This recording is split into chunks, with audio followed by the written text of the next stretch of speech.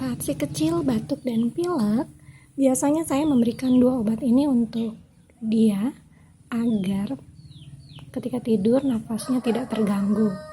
Yang pertama, Vicks Febrap. Ini bisa digunakan untuk anak di usia 2 tahun ke atas ya. Ini bisa dioleskan di bagian dada, leher, untuk melegakan pilek dan batuk karena flu.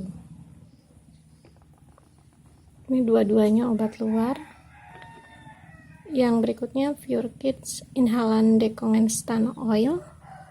Ini bisa diteteskan di baju, bantal, atau baju ibu ketika menggendong anaknya.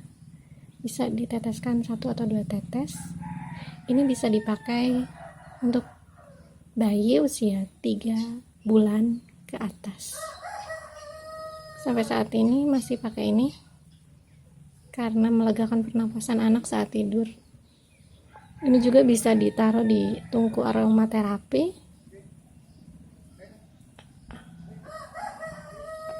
Jadi 2 produk ini biasa digunakan untuk melegakan pernapasan anak ketika batuk dan pilek.